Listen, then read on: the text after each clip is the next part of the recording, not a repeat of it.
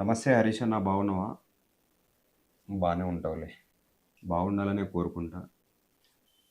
సిద్దిపేట రాజకీయం, సిద్దిపేట పరిసరాల్లో ఉన్న గజ్వేల్ కాన్స్టిట్యున్సీ కావచ్చు, దుబ్బాక కాన్స్టిట్యున్సీ కావచ్చు, అటు హుస్నాబాద్ కావచ్చు. ముఖ్యంగా సిద్దిపేట నియోజకవర్గంలో ఎవరన్నా రాజకీయం చేయడానికి వస్తే అణిచివేయడం అనేది మా హరీష్ అన్నకు వెన్నతో పెట్టిన విద్య. ప్రజా సమస్యలపై ఇప్పుడు వీరు గత టీఆర్ఎస్, బీఆర్ఎస్లో ఉన్నారు. సరే, ఇప్పుడు పవర్లో లేరు. పవర్ ఉన్నప్పుడు అణిచివేతనే, పవర్ లేనప్పుడు కూడా అణిచివేత చేయడానికి ప్రయత్నిస్తే ఇది ప్రజాస్వామ్యమా? లేదంటే మీ రాజ్యమా? సిద్దిపేటలో ఎవరు రాజకీయం చేద్దా? సిద్దిపేట ఓన్లీ మీకే రాసి పెట్టుందా? సిద్దిపేట అంటే హరీష్ రావేనా? హరీష్ రావు అంటే సిద్దిపేటనేనా? అరే, ఎవరి రాజకీయం వాళ్ళు చేసుకుంటారు. మీకేమవుతుంది? మీకేం బాధ అవుతుంది? గెలుస్తుంటూ వస్తురు కదా, ప్రజలను భయపెట్టో, నయాననో భయాననో, డబ్బిచ్చో, మందిచ్చో, ఏదో ఒకటి భయపెట్టి ప్రజలతోటి ఓట్లు వేయించుకొని సీట్లు ఎక్కడం అంతే. సిద్దిపేటలో అంతకు మించి మీరేం చేసింది ఏం లేదు. అభివృద్ధి అంటారా? ఎస్, అభివృద్ధి కూడా ఉండొచ్చు. ఒక ఒక పక్కన పెడదాం. అభివృద్ధి ఎంతసేపు మీరు చేస్తున్నారు అని మీరు అనుకుంటారు, కానీ దాని వెనకాల దాగి ఉన్న అసలైన తెర వెనుక ఉన్న నిజాలేంటి? ఎక్కడ కబ్జాలు జరుగుతున్నాయి? ఇటీవల ఒక నాయకుడు సావుకో బతుకుకో మంచి చెడు ప్రజలకు అందుబాటులో ఉంటుండు. కొత్తగా సిద్దిపేట రాజకీయాల్లో వినిపిస్తున్న పేరు వంగా రాజేశ్వర్ రెడ్డి. వంగా రాజేశ్వర్ గారు వాళ్ళ నాయకులు వాళ్ళ ఇష్టం అండి, వాళ్ళు ఫ్లెక్సులు పెట్టుకుంటారు. ఇది ప్రజాస్వామ్యం, ప్రతి ఒక్కరికి హక్కు ఉంటుంది. ఎవరి ఇష్టం వాళ్ళు, ఎవరు ఫ్లెక్సులు వేసుకుంటే మీకేంది? చెప్పండి కాస్త. మిమ్మల్ని ఎవరైతే సిద్దిపేటలో ఫాలో అవుతా ఉన్నారో, మీ నాయకులు ఎవరైతే ఉన్నారో వాళ్ళకి చెప్పండి, ఎవరి రాజకీయం వాళ్ళరా బాబు, మీకేం పెయిన్ వస్తుంది? వంగా రాజేశ్వర రెడ్డి ఏం చేస్తుండండి? ఎవరికైనా అన్యాయం చేస్తుండా? భూ కబ్జాలు చేస్తుండా? ఏదైనా తప్పు చేస్తే నిరూపించండి, తప్పు చేస్తే చూపెట్టండి. వాళ్ళు చేసే రాజకీయం వాళ్ళు చేసుకుంటారు కదా. రాజకీయం కూడా కాదు, ఆయన ఏ పార్టీలో లేడు, సామాజిక సేవ చేస్తుండు. సమాజానికి సచ్చినోనుకో బతుక్కో, లేకపోతే ఎవరికైనా ఏమైనా ఆపద అయితే ప్రతి ఒక్క ఇంటికి పోయి తలుపు తట్టి ఎంతో కొంత ఆర్థిక సహాయం చేస్తుండు. మంచి మంచి కార్యక్రమాల్లో పాల్గొంటుండు. చేతనైతే, సిగ్గుంటే, ఇది ఎవరైతే ఈ పనికి మాలిన చర్యలకు సిద్దిపేటలో రాజకీయం చేద్దామని వస్తే మొత్తం మేమే రాజకీయం చేయాలనుకుంటే ఇది ఎవరికి సొంతం కాదు. ప్రజాస్వామ్యము ప్రజలేసిన ఓట్లతోటి గెలిచే హక్కు. ఓకే, మీరు కూడా ప్రజాస్వామ్యంగా ఆ ప్రజాస్వామ్యం అనేది మీరు ఏ రకంగా డైవర్ట్ చేసి ఏ ప్రజలనైతే భయభ్రాంతులకు గురి చేసి మీరు సిద్దిపేట రాజకీయంలో ఈ రోజు వరకు నిలదొక్కుంటుర్రో సిద్దిపేట ప్రజలుగా మాకు తెలుసు. సిద్దిపేట జిల్లా ప్రజలుగా, సిద్దిపేట వాసిగా మాకు తెలుసు మీరు ఏ రకంగా రాజకీయం చేసి ఎవరిని మీరు భయపడతారు. ఎదుటోళ్ళు రాజకీయాల్లో వస్తే మీకేమవుతుంది?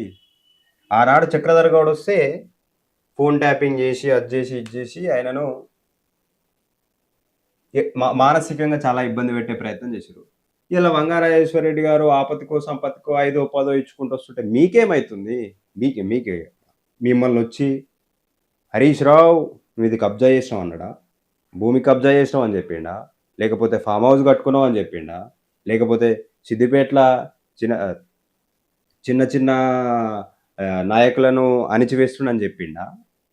ఒక్క ప్రెస్ మీట్ పెట్టలే, రాజకీయమైన అంశం అసలే మాట్లాడలే, వ్యతిరేకించే అంశాలు అసలే మాట్లాడలే.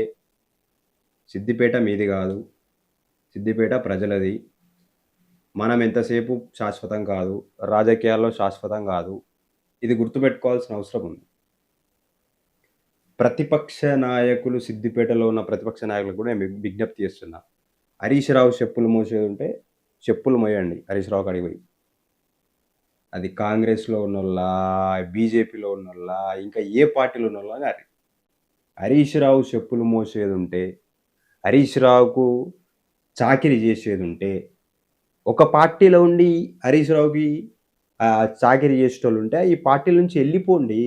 అదే పార్టీలకు పోండి. హరీష్ రావు దగ్గరనే ఉండండి.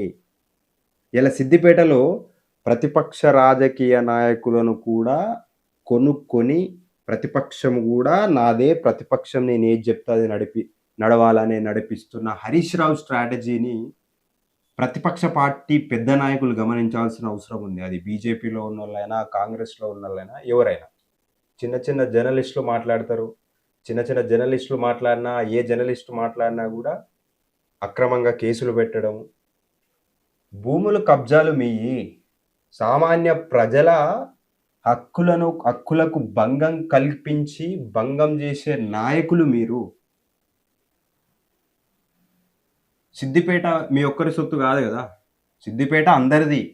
సిద్దిపేట ప్రజలది ముఖ్యంగా. సిద్దిపేట కోసం అభివృద్ధి చేస్తున్నా అంటే చేయండి. Yes. Your responsibility right. You are the MLA of Siddipet. Siddipet కాన్స్టిట్యున్సీకి, సిద్దిపేట నియోజకవర్గానికి మీరొక ఎమ్మెల్యే. గతంలో మంత్రి. అభివృద్ధి చేయడం మీ బాధ్యత. అభివృద్ధి చేయకపోతే ఓట్లేయకుండా ప్రజలు ఓడగొడతారు. సరే మీరు ఏ రకంగా గెలుస్తుర్రు, ఎవరు భయభ్రాంతులకు గురి చేస్తుర్రనేది పక్కన పెడదాం కాసేపు. ప్రజాస్వామ్యంలో మీకు ఓటేస్తేనే మీరు గెలిచిర్రు. ఇదేవో రాజుల రాజ్యం గాదు. నేనే మంత్రి, నేనే రాజు అనంటే ప్రజలు ఈడ్చి తంతే ఎన్నో పడతారు. అది గుర్తుపెట్టుకోవాల్సిన అవసరం ఉంటది. యెస్. నేను వంగ రాజేశ్వరరెడ్డి గారికి హ్యాట్సప్ చెప్తా ఉన్నా. మీరు చేసే సమాజ సేవలు, మీరు సమాజానికి ఎవరైతే పేదలుంటారో వాళ్ళని హక్కున చేర్చుకుంటా ఉన్నారు. మరింత ముందుకు పోవాల్సిన అవసరం ఉన్నది. హరీష్ రావు గాదు, ఆ ప్రాంతంలో ఉన్న ఏ రాజకీయ నాయకుడైనా కావచ్చు. అధికార పార్టీ కావచ్చు, ఏ పార్టీ అయినా కావచ్చు. ప్రజలకు పనికి రానోడు పనికిరాడు. ప్రజలకు ఎవరైతే ఈ సమాజం కోసం సేవ చేయాలని మీలాంటోళ్ళు ముందుకొచ్చినప్పుడు, మాలాంటి యువకులు మీలాంటోళ్ళకు మద్దతుగా ఉండాల్సిన అవసరం ఉంటది. ఆనాడు చక్రధర్ గౌడ్ గారికి గూడా మేము మాట్లాడినాం. మేము అండగా ఉన్నాం. ఈరోజు మీరు సమాజం కోసం, సిద్దిపేట ప్రజల కోసం ఆలోచించి చేస్తా ఉన్నారు. చేయండి. మీకు రాజకీయంగా ఏ ఆకాంక్ష ఉన్నా, ఏ ఆశయం ఉన్నా దానికి కసితోటి కష్టపడండి. సమాజంలో ప్రజల మధ్య ఉండండి. సిద్దిపేట ప్రజలకు కూడా నేను విజ్ఞప్తి చేస్తున్నా. ఎంతసేపు ఒక రాజకీయ నాయకుడొచ్చి మన హక్కులకు భంగం కల్పించి, ఎంతసేపు మనల్ని ఒక బోన్‌లో ఏసి ఒకటే ఆలోచనకు అది చేసే నాయకులను పసిగట్టాల్సిన అవసరం ఉన్నది. ముఖ్యంగా నేను చెప్తున్నా, ప్రతిపక్ష నాయకులకు చెప్తున్నా. హరీష్ రావు చెప్పులు మోసేదుంటే చక్కగా హరీష్ రావుతో అడిగి పోయి, హరీష్ రావు చెప్పులు నెత్తిలో పెట్టుకొని, హరీష్ రావు గేట్ కాడ కుక్కలాగా కూర్చోండి. అంతే.